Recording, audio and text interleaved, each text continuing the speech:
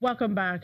As part of celebrating 5 years, FMDQ came into the financial markets landscape in 2013 to organize the fixed income, currency, and derivatives markets.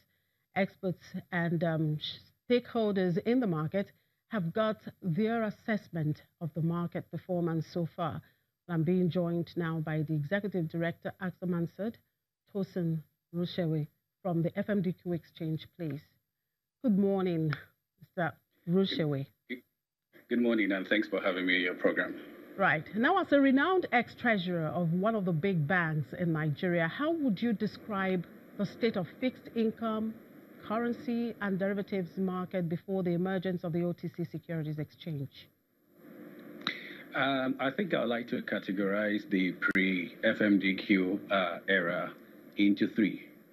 The first era started from 1946 when the first Nigerian government bond was issued, and I think this era really, ended, all the way up to 1988, when the government suspended bond issuance. During this period, there was no trading done. There was there was illiquidity. The institution was characterized by illiquidity, low level of awareness, no price discovery. Essentially, there was really no trading. And this sort of like extended all the way till 1992, I think, when the Lagos Island local government issued, bonds to finance the Sura market. So very, very little, was done up until this time. Then between 1992 and 2003, I think this was an era that was really dominated by a lot of preparation in the market. So the two-way code trading system was introduced in the money market, in the FX market. Standard amounts, were agreed to by the market, and the Money Market Association, as it was called at that time, sort of like regulated, this particular era. Settlements, of course, were done by central bank, by names, and there was a lot of training, a lot of capacity building. You could tell that things, were about to change. NIBOR was developed, NIFEX was developed. There was a lot of anticipation of good things to happen. And then, of course, the last era before FMDQ was between 2003, when the FGN 4 Series bond, were issued, up until 2013. So you could say 10-year period. And here, more and more fixed income, securities were issued by the government, and trading started. Trading again here was regulated more by the Financial Markets Dealers Association, FMDA, settled by the central bank. We could see some levels of trading. We could see some levels of, liquidity. All of it was still very, very low. Low level of awareness. There were no strong institutional investors. So, for example, today we have the pension sector, being extremely strong and having a lot of capacity, to operate in this market. But in those early years, they were still, beginning to grow. They were just growing, their capacity. So, illiquidity, was there, low level of awareness. There just wasn't a lot happening. The market wasn't deep. There wasn't a lot of foreign, participation, for example. So there were so many issues that, characterized, this particular, last period, that sort of like set the stage for the emergence of FMDQ. What would you say are the gains of this evolution to these markets? Sorry? What would you say are the gains of this evolution to these markets? So I think, the coming of FMDQ has led to a significant evolution of the market. And FMDQ's coming has brought a lot of awareness, to the market. The market now has attracted many, many players. So it's not just the banks. Now there are many, trading houses, dealerships, brokerages that are trading the market. It's brought about standardization with its bid, ask, spreads.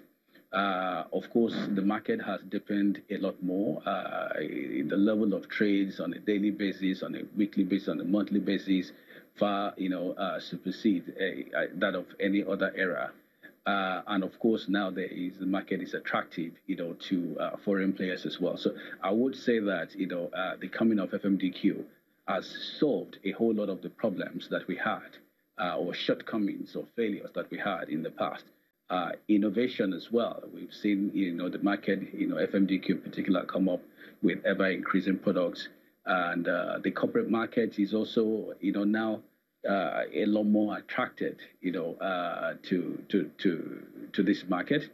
The corporate sector is beginning, to issue whether it's bonds or whether it's commercial papers, and you can see the level of activity really increasing. The liquidity level in the market is encouraging now. Clearly so. The liquidity level in the market is clearly encouraging. We're not there yet. I have to say, I mean, if you look at, the level of depth of the market, I think there's still quite a lot to be done. We've seen, the extension of the yield curve to 20 years being, a significant event, but I think there's still a lot more to be done. And do you think the markets are on track towards becoming globally competitive? By that I mean, looking at how they have fared and may fare in the medium to long term. Well, I would say that we are still at the beginning of the development curve. There's still so much, that needs to happen. We need to increase the level of awareness. And I think FMDQ is doing a lot in this regard, but there's still a lot more to be done with the public. And I think there are a couple of houses that are also, doing a few things to bring this market even down to the retail level, where the everyday man, has options and can, choose his investments and not just, back deposits. Some of these, houses are developing apps and launching apps in the market. I think Commercial Partners, for example, they come up with an app that will enable or that enables the everyday man, to invest in and trade, fixed income securities. And I think the more we have this, the more awareness is raised, I think, we'll be on the right track. Of course, we need to attract more players locally, and from abroad as well. The regulatory framework around the markets, we need to continue to strengthen this. We need, to continue to bring innovation, to the market. And, of course, we do need to extend the yield curve. I think 20 years is good, but 30 years would be a lot better. I think these are some of the things that we need to do. Of course, assuming also that we solve, the perennial FX liquidity problems, because the more we are able to solve these issues, I think the more attractive the market will become, and the easier it will be to integrate, our market, into the global market. Well, FMDQ is celebrating 5 years. Where, from your own perspective, do you think this exchange will be in the next 5 years? In 5 years? Mm-hmm. Well, looking at their growth trajectory, I think FMDQ will continue to push the frontier of this market. I think they will continue to lead with innovation, with innovative products. They will continue, to look at how, to debut, derivatives, which would, of course, help the entire economy, with planning and hedging of risks, etc.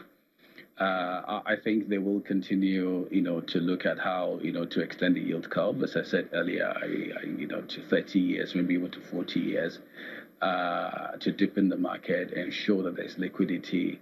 The settlement system they came up with a few months ago, I think, has been, really, really beneficial to the market, with the net of, settlements instead of, continuing to move gross values, every time their trade's done.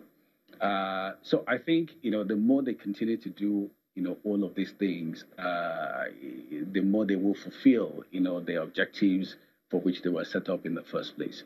Of course, they need to pivot a lot, towards the private sector as well, to ensure that the private sector borrowers, the large companies, or maybe the not too large companies, can see this market as a platform, through which they can raise, capital on a short-term basis, long-term basis, etc. All right. Thank you very much for your time, Mr. Tosin Thank you. Roshaway. Thank you for your time.